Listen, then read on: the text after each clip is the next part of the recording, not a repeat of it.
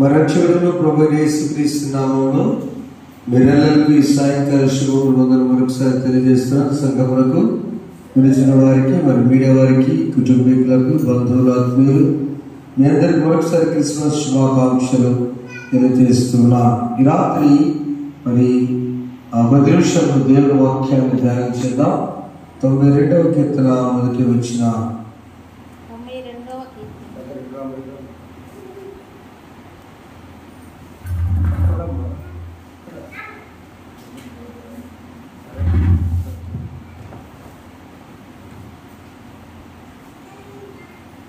యెహోవాను స్తుతించుట మంచిది, మహోన్నతుడా నీ నామమును కీర్తించుట మంచిది. ఉదయమున నీ కృపను, ప్రతి రాత్రి నీ విశ్వాస్యతను 10 తంతుల స్వరమండలముతోనూ గంభీర ధ్వనిగల సితారతోనూ ప్రచురించుట మంచిది. ఎందుకనగా యెహోవా నీ కార్యము చేత నీవు నన్ను సంతోషపరచుచున్నావు. నీ చేతి పనులను బట్టి నేను ఉత్సహించుచున్నాను. యెహోవా నీ కార్యములు ఎంత దొడ్డవి, నీ ఆలోచనలు అతి గంభీరములు. పశుప్రాయులు వాటిని గ్రహింపరు, అవివేకులు వివేచింపరు. నిత్యనాశనము నందుటకే కదా భక్తిహీనులు గడ్డి వలె చిగుర్చుదురు, చెడు పనులు చేయి వారందరూ పుష్పించుదురు. దేవుడు తన పరిశుద్ధ వాక్యం దీవించునుగా. దేవాన్ని స్తుతించడం మంచిది అనే మాట ధ్యానం చేయబోతున్న మాతో మాట్లాడమని మీ కార్యం ధరించుకొని వారు తెలుస్తుంది. యేసు నామమున కూర్చున్నాం తండ్రి, ఆమేన్. ప్రభువుల ప్రియులారా, వందనాలుగా వాక్యం వచ్చిన విశ్వాసులకి ప్రార్థించినటువంటి సహోదరులకి కూడా వందనాలు తెలియజేస్తున్నాను. ఈ రాత్రి కృతజ్ఞత అనగా దేవుడు చేసిన వేళ నిమిత్తమై జనవరి మాసం 1వ తేదీ నుండి నేటి వరకు ఆయన కాపుదలను బట్టి దేవునికి వందనాలు చెల్లించవలసిన.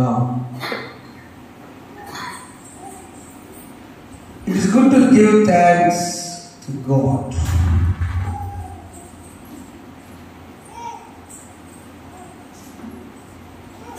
దేవుని స్తుతించడం అనేది, లేక దేవునికి వందనాలు చెప్పడం అనేది, లేక దేవునికి కృతజ్ఞత చేస్తున్నది మంచిది. ఒక మంచి పని. చాలా రకాలుగా సృష్టిలో నరుడు ఒంటరిగా ఉండటం మంచిది కాదు, అంటే ఒంటరితనం పోవడం మంచిది. అలాగే దేవుడు ఇతరులను కాపాడినందుకు ఆయన సన్నిధిలో కొద్ది నిమిషాలు గడపడం మంచిది. కీర్తనకారుడు విశ్రాంతి దినానికి సంబంధించిన పాట 92వ కీర్తన యెహోవాను స్తుతించుట మంచిది. ఎవరు స్తుతిస్తారు? మహోన్నతుడా నీ నామమును కీర్తించుట మంచిది.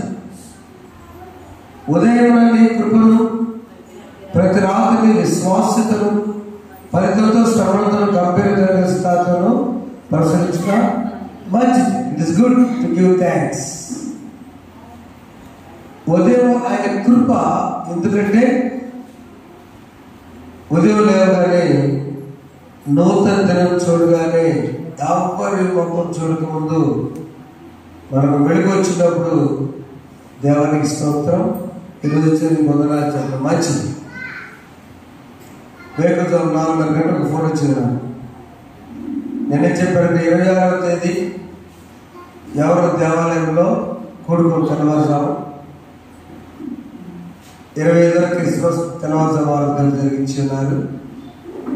26వ తారీఖు అదే సమయానికి మీ గృహాలే దేవాలయంగా మార్చుకొని అక్కడ మెళుకువ కలిగి చింత లేదు యేసుపుత్రుని పాట పాడుకున్నా, దూత పాట పాడుకున్నా కూడా మంచిది అని చెప్పారు. వాస్తవం మేము కూడా తెలుసుకుని నిద్రపోయాను. ఆ సహోదరు అయ్యా చర్చిలోకి వచ్చాను, 4 గంటల చర్చిలోకి వచ్చి చెప్పేవారు, అమ్మా ఈ చర్చి కాదు మన ఇల్లే ఒక దేవాలయం అంటే నేను ప్రార్థన చేసి బట్టప్పుడు మాట్లాడి ప్రార్థన చేసి, దేవా దేవుని సన్నిధిని ఆపకూడదు, అది కొనసాగాలి. 26 దినములు వేకువజాము ఆరాధనలో పాల్గొన్న మనము ఇక నుంచి మర్చిపోతే బాలుడైన యేసు జన్మించాడు, రక్షణ ఉదయించాడు, చక్కగా స్తుతిగీతాలతో పాడుకున్నాం. మరి ఆయన చాలా సంవత్సరాలకు ఒకసారి సరిపోద్దా? చాలా.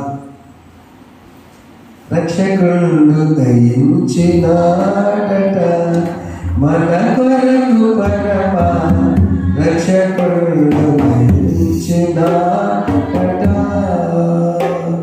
అనుచుగొల్లా ఒకరికొకరు ఆనవాలు చెప్పుకొనుచు అనుమతించి కడకు క్రీస్తు అందరికీ తెలిపినాడు.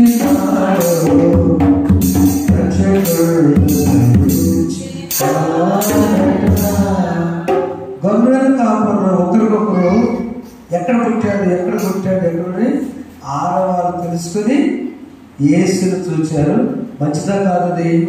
మంచి. నా ప్రియమైన దేవుళ్ళారా, దేవుడు చేసిన మేలు ఒకసారి లిస్టు రాసుకుంటే మనం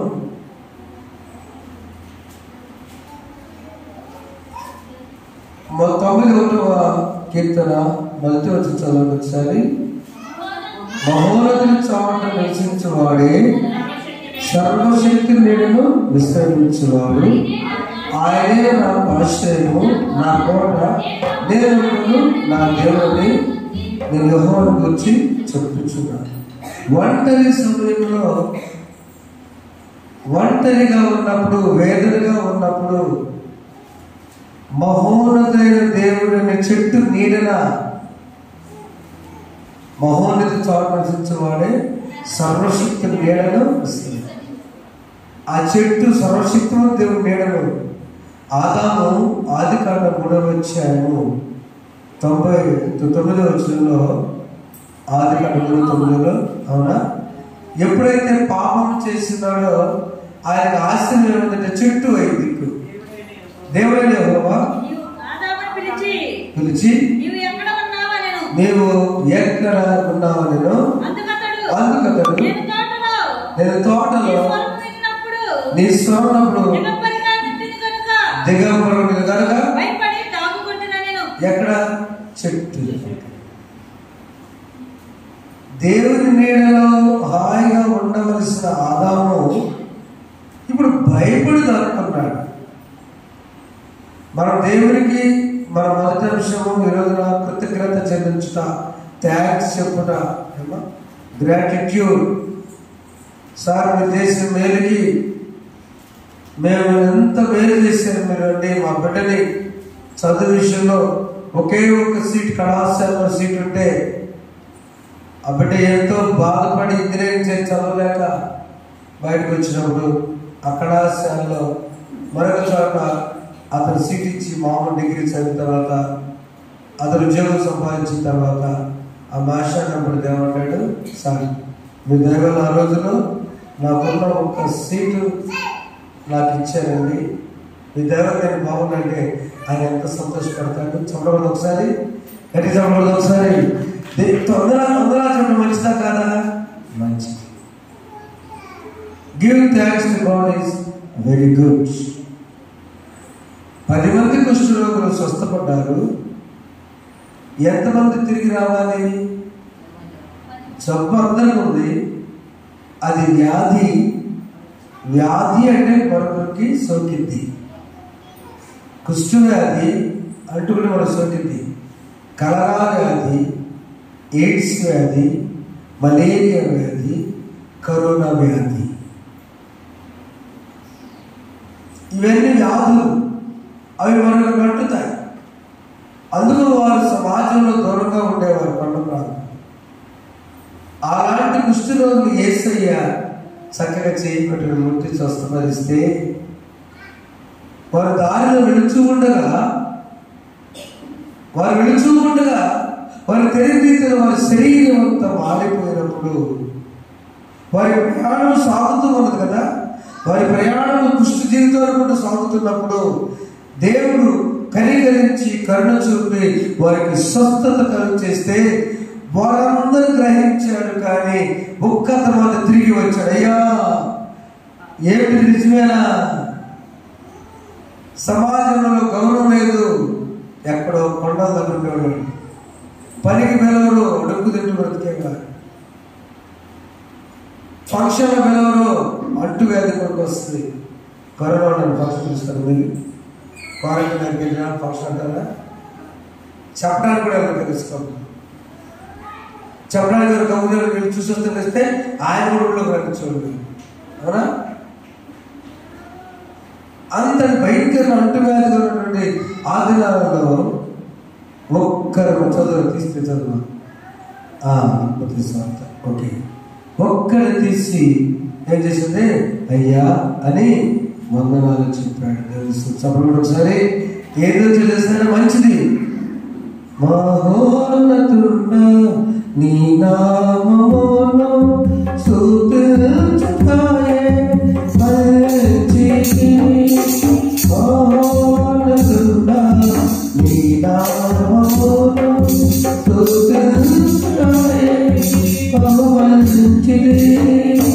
హల్లెలూయా హల్లెలూయా హల్లెలూయా యేసు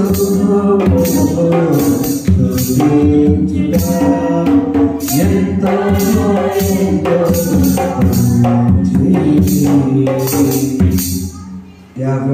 మా తల్లి గారు పాడుతుండేవాడు. చాలా పాత కనుక మనం ఏం చేద్దామంటే దేవుడు మనం కాచి కాపాడి వ్యాధి బాధలను ఎన్నో అనేక రకాల స్వస్థతనిచ్చి ఆయన సన్నిధిలో పాల్గొనే అవకాశం ఇచ్చి ఈరోజున ఒక చోటుకి వెళ్ళాడు. లింగిల్ ఫంక్షన్. ఒక మాస్టర్ గారి కొడుకుకి ఇద్దరు మోకర్లు మళ్ళీ వాళ్ళిద్దరు లింగిల్ ఫంక్షన్. కూతురు కూడా ఇద్దరు మోకర్లు. మొదట పెద్ద అబ్బాయి బాగా చేసేదా అంటే కూతురు కొడుక్కి. ఇప్పుడు ఆ బిడ్డ నాన్నగారిని రెండో వాడిని వీళ్ళిద్దరు మంచి సెంటర్లో పెట్టి చేసి నాకు కొంచెం బాధ వేసింది. ఎంత నవ్వుకుంటూ ఎంత మంచి మంచి వస్త్రాలు వేసినా ఆ రెండో మొదటి బిడ్డకి వాళ్ళ నాన్నగారి దగ్గర ఉన్నాడు. ఆయన రెండు అమ్మమ్మ గారిని కట్ చేశాడు. కానీ రెండో బిడ్డ సెంటర్లో పెట్టుకున్నా కూడా వాడు ఎంత ధైర్యం ఇచ్చినా అటు ఏమో బావలు ఉన్నారు. ఆ పిల్లలు ముచ్చుగా చూస్తుంటే దేవా నీవు అనుమతిస్తే తప్ప ఏ కార్యం జరగదు కదా. ఓకే అంటే మరి ఇంకో సువార్త చెప్పారు ఏంటంటే ఆదివారం ఆరాధనకు వెళ్ళకుండా వాళ్ళ మామూలంత సాఫ్ట్వేర్, వాళ్ళ అమ్మగారి సాఫ్ట్వేర్ అందరు బెంగళూరు ఎంపిక చేస్తున్నారు. నా ఆదివారము పరిశుద్ధ దినం ఏ ఒక్క రోజు కూడా మన జీవితాల్లో ఆబ్సెంట్ అవ్వకూడదు. అది మంచిది. అవునా? దేవుడు 6 దినములు క్షేమం కాపాడి నా సహోదరి చేశాడు. ప్రభు సన్నిధికి రావచ్చా? రావడం మంచిదే. తెలుసు హల్లెలూయా. రావాలని ఆశ ఉన్న వారికి అవకాశం లేదు. అవకాశం ఉన్న వారు కొన్నిసార్లు రాలేకపోవచ్చు. ప్రభు దినాన్ని ఎక్కడ కూడా వెనుకంటి వేయచ్చు. వాళ్ళంటే అలసిపోయి వచ్చి కొంతవరకు పర్వాలేదు. కానీ నా ప్రియమైన దేవుడు బిడ్డలారా, దేవుడు మొట్టమొదటిగా giving thanks to God is very good. ఇప్పుడు చెప్పండి, దేవుడికి కృతజ్ఞత చెల్లించుట లేక స్థుతించుట ఆయన చేసిన మర్చిపోకుండా చెప్పడం మంచిదా కాదా? అలా చెప్పండి, మంచిదా కాదా? మంచిది. నెంబర్ 2 అది ఆగ్రహం ఉంది. ఎఫెసీ పత్రిక 5వ అధ్యాయం 4వ వచనంలో అపోస్తలుల పౌలు ఎఫెసీ 5వ అధ్యాయం 4వ వచనంలో మనం చూసినప్పుడు అక్కడ ఉన్నది కృతజ్ఞత వచనమే మీరు అర్పింపవలెను, కానీ బూతులైనను అంతే అంతే. ఎవరైనా మేలు చేసినప్పుడు దీవించేటప్పుడు మనం వారి చిత్రాన్ని చేయదు. ఎందుకంటే అది మీకు తాగదు. ఎందుకు తాగంటే మీరు కృతజ్ఞతతో కూడిన మాటలే పలకాలి. కృతజ్ఞత వచ్చిన మీరు హెచ్చరింపాలంటే ఏ విధంగా క్రీస్తున్నాడు. ఎందుకంటే కారణం చెప్పంటే 5వ అధ్యాయం 1వ వచనం, కావున మీరు ప్రియులైన పిల్లవలే దేవుని పోలి నడుచుకునుడి, క్రీస్తును ప్రేమించి పరిమళ వాసనకు మన కొరకు తన్ను తాను అప్పుడుగాను బలిగాను అర్పించుకును. అలా మీరు ప్రేమగా నడుచు. పోలిక ఎందుకు పెట్టుకోవాలి తెలుసా? అది యేసయ్యతో, దేవుడితో. కృతజ్ఞత చెల్లించేటప్పుడు చిన్న పాప నుంచి మంచినీళ్ళు ఇచ్చిన అమ్మ థ్యాంక్ యూ గణేష్ అన్న. చిన్న పాప ఇచ్చినప్పుడు ఎందుకంటే మనం కూర్చొని తయారు చిన్న పాప వెళ్ళి తన చేతులు పట్టుకొని వచ్చారు కాక ఆ గ్లాసులో పెట్టినారు కూడా తన కృతజ్ఞత చెల్లించకుండా ఇంతేనా తెచ్చేదని కోపడతాం మంచిది కాదు. కృతజ్ఞత చెల్లింది దేవుని ఆజ్ఞ. దేవుని ఆజ్ఞ. ఆజ్ఞలో 3వ ఆజ్ఞ ఏమిటి? విశ్రాంతి దినమును పరిశుద్ధంగా ఆచరించవలెను. ఆజ్ఞ వాళ్ళు ఎలా ఉంటారు? ఆనందంగా ఉంటారు. 112వ కీర్తన మనం చూసినప్పుడు 112వ కీర్తన మనం ధ్యానం చేస్తే చదువు. ఆయన ఆజ్ఞను బట్టి అధికముగా ఆనందించేవాడు. అంటే ఆజ్ఞను ఆనందంగా మార్చుకోవాలి. నా ప్రేమ ఎవరుస్తున్నారా? పెద్దవారు ఏదైనా ఖండిస్తే, సేవకుడు ఏదైనా గట్టిగా చెప్పినా, తల్లిదండ్రులు ఎవరైనా గద్దించినా అది మంచిది. అవునా? యెహోవాను భక్తి గల వారులారా, ఆయన ఆజ్ఞను బట్టి అధికముగా ఆనందించేవారులారా ధన్యులము. అయ్యా నీవు వెళ్ళి శిలోయమైన కోనేటి దగ్గర కడుక్కో, నీ కళ్ళు బాగుపడతాయి అన్నప్పుడు ఆయన ఎందుకు తిరగకుండా ఇంటి కడుక్కో ప్రభు కోనేటి దగ్గరికి వెళ్ళాడు, కడుక్కున్నాడు, అతను బాగుపడ్డాడు. ఎందుకు అంత అవసరం ఏంటంటే అక్కడ గుడ్డిగానే ఉంటాయి. ప్రభు చెప్పాడు కాబట్టి నేను వెళ్ళాను. ఇదే వారిలో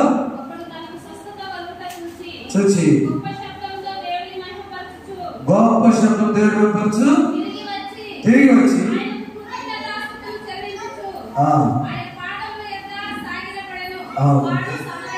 ఆమె ఆ 10 మంది కుష్టి రోగుల్లో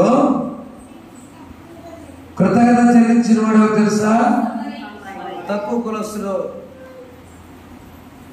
ఎందుకు క్లియర్గా రాసింది తెలుసా? తక్కువ కులం వారికి, తక్కువ ఆర్థిక స్థాయి వారికి, తక్కువ భక్తుల వారికి భయం దేవుడు. అందరికీ కాదు కానీ జనం అంతమంది 9 మంది ఏమో పరిస్థితులు సమరంలో ఉండొచ్చాము. కానీ ఈ తిరుగు అయ్యా ఇంత భయంకర రోగాన్ని నువ్వు స్వస్థపరిచావా అని సాష్టాంగపడి కృతజ్ఞత తెలిస్తే ప్రభువారు 10 మంది శుద్ధులు కానీ మిగతా 9 మంది ఎక్కడా మంచి పని చేశాడను ప్రభు దృష్టిలో ఆశీర్వదించబడ్డాడు. రెండవది, ఇది ఆజ్ఞ ఉన్నది. దేవుడి సన్నిధికి రావడం ఆజ్ఞ, దేవుడికి వందనాలు చెల్లించడం ఆజ్ఞ, ఆ దేవుడికి ఇచ్చే ఆయుష్లో సమయానికి ఇవ్వటం ఆజ్ఞ. అంతేనా? నీవు దీర్ఘాయుష్మంతులు నీ తల్లి ఆజ్ఞ. ఇవాళ ఆ పిల్లల తాత గారు అంటే అమ్మ తరపు వాళ్ళ అమ్మమ్మ తాత ఉంటారు. ఆ తాత అన్నాడు, అయ్యా నేను పెద్దవాడు అయిపోయాను, నా కూతురు ఇచ్చి మీ అమ్మ నా కూతురు, మీరు పెద్ద అయిన తర్వాత మీ అమ్మ నాన్న చూడండి, అప్పుడు నేను ఉన్నాను కదా, మీరు పెద్ద అవుతారు, మీ అమ్మ నాన్న వృద్ధాలు అవుతారు, ఇదే నేను చెప్పి శుభాకాంక్షలు చెప్పాడు. చదవండి సార్. ఎందుకు చెప్పండి? ఒకవేళ అత్తగారిని మామయ్య గారు చూడని అల్లులారా, కుమార్తెలారా, కోడళ్ళారా, కుమారులారా, ఇది ఆజ్ఞేంటంటే నీకు దీర్ఘాయుష్ కావాలంటే నువ్వు దీర్ఘాయుష్మంతుడు నీ తండ్రిని సన్మానింపు. ఆజ్ఞ కృతజ్ఞత చెల్లించడం మంచిది. యేసు ప్రభువు పోలి మనం కూడా ప్రభువును పోలి నడుచుకోవడం కూడా మంచిది. ఒక అగ్రికల్చర్ ఆఫీసర్ గారు రిటైర్డ్ అయిపోయాడు. ఆయనకి 80 సంవత్సరాలు, 80 పైన 85 ఉంటాయి. వాళ్ళ అమ్మగారికి 105 వచ్చింది. ఆమె పండు అయిపోయింది. ఆ పండుగ ఉన్నట్టు ఆమె తీసుకుని వెళ్ళి గోరట్ నుంచి రాయలసీమ ప్రాంతంలో తీసుకుని వెళ్ళేసిన బంధువులు చూసేసరికి ఆయన చిన్నపిల్లలాగా పరిచయం చేస్తుంటే ఒక గెస్టెడ్ ఆఫీసర్ ఆ చూసిన ఆశ్చర్యం. ఎందుకంటే నేను అప్పుడు మా అమ్మ నాకు చేయలేదా, ఇప్పుడు నేను మా అమ్మకు కొడాలంటే చేయమంటే బాగోదు, నా తల్లిలో నేను నా పసిపిల్లను చూసుకున్నాను. చెప్పగలుగుతాను. యేసుని పోలి నడిచేవాడి చివరి సంవత్సరం దినాలలో తగ్గింపు జీవితం చేసి ఎంతగానో తగ్గించుకోవాలంటే నీ తల్లిదండ్రులను పసిపిల్లలను చూడడానికి యేసు ప్రభువును పోలుకోవడం మంచిది. అప్పుడు ప్రార్థిస్తే అయ్యా నువ్వు నా పని చేయండి, థ్యాంక్ యూ, నువ్వు అలా చేశావు.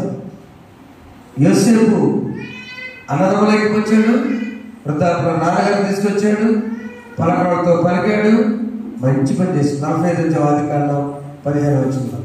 మరి ఎన్నిసార్లు గుర్తు చేసుకున్న పర్వాలేదు. అతడు తన సహోదరులను ముద్దు పెట్టుకుని ఏడ్చిన తర్వాత అంతే. మంచిది. ఏది మంచిది రాత్రి చూస్తున్నాం మనం. దేవునికి ఆయన చేసిన మేళ్లకు కృతజ్ఞత చెల్లించడం మంచిది. 2, యేసు ప్రభువును పోలి నడుచుకుంటూ మనము తగ్గించుకొని మన తల్లిదండ్రుల యొక్క ఆజ్ఞలను పాటించడం మంచిది. వారి సంతతి వారి భూమి మీద బలవంతులు యెహోవా ఆజ్ఞను బట్టి అధికంగా నడుచుకోండి. ఏంటి ఆజ్ఞలు? దేవాలయం రావడం ఆజ్ఞ, తల్లిదండ్రుల చూడటం ముఖ్యమైన ఆజ్ఞ. చివరిగా మనం ఇచ్చినట్టే యోహాను సువార్త 11 వచ్చాయి. కృతజ్ఞత చెల్లించడం అనేది అనేక మంది దేవుడు 40 చూసినట్లయితే యెహోవా నీ నామము ఎంతో బలమైనది, ఎంతో బలమైనది. యెహోవా నీ నామము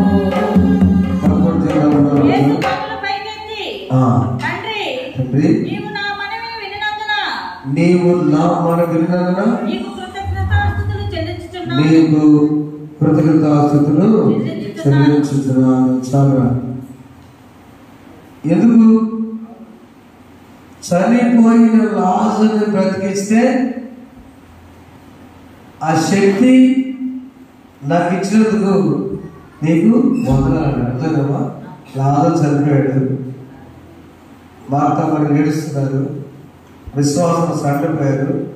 ఒక ఆమె అయ్యా ఇప్పుడు వచ్చేందుకు నేను వస్తే బాగుండేది. ఇంకొక ఆమె సమాధానం కదా బాగుంటే ఇప్పుడు ఎందుకు అయ్యా వాసన వస్తుంది. అవునా? ఇద్దరికి విశ్వాసం లేదు. వారి విశ్వాసాన్ని బలపరచడానికి ప్రభు ఏం చేశారంటే అక్కడ కృతజ్ఞత థ్యాంక్స్ చెప్పాడు తండ్రి. అయ్యా తండ్రి, ఈ బిడ్డలు కనుక ఈ లాజరు బ్రతికే వీళ్ళందరూ మారిపోతారు. రోజు ఇంటికి వెళ్ళే ఇల్లు మరీ మాత్రం కూడా విశ్వాసం లేదు. కాబట్టి వాళ్ళు సరిచేయటానికి ప్రభు కృతజ్ఞత చెల్లించి ఉన్నాడు తండ్రికి. మంచిది. కన్నీటిలో కూడా కృతజ్ఞత చెల్లించారు. దేవ థ్యాంక్యూలో రాత్రి కృష్ణరోగుల్లో ముక్కతకు వచ్చి కృతజ్ఞత చెల్లించినట్లు సంవత్సరం అంతా కాపాడేందుకు నీకు వందనాలు ప్రభు, థ్యాంక్స్ చెప్తాం. 2వది, మనం ఆజ్ఞలు బట్టి ఆలోచించడానికి దేవుడు దేవాలయాన్ని ఇచ్చాడు. ఆ దేవాలయంలో ఆశీర్వాదం పొందడం నీకు మంచిది. అక్కడ వందనాలు చెప్పు. లేనప్పుడు వేగుజాము లేచి ఇల్లే మార్చుకుని ప్రార్థన చేసేవాళ్ళు అని చెప్పండి. రెండవ మంచితనం ఏంటంటే నీ దీర్ఘాయుష్తో చాలా బ్రతకాలి, రోగాలు ఉండకూడదని ప్రార్థన చేసే బదులు, నాకేం జబ్బు రాకూడదని ప్రార్థన చేసే బదులు, అయ్యా నా తల్లిని నా తండ్రిని వారిని నేను చూసే శక్తి నా దయచేయి ప్రార్థన చేస్తే దీర్ఘాయుష్కి వచ్చాటే కదా. నువ్వు దీర్ఘాయుష్మంతుడికి తల్లి తండ్రిని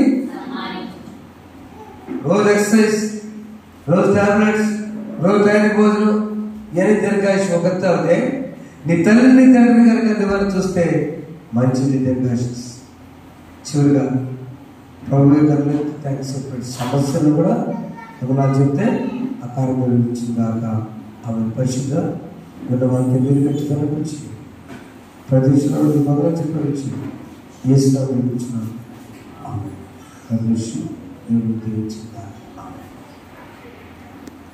అప్పుడు పెట్టుకున్నాం.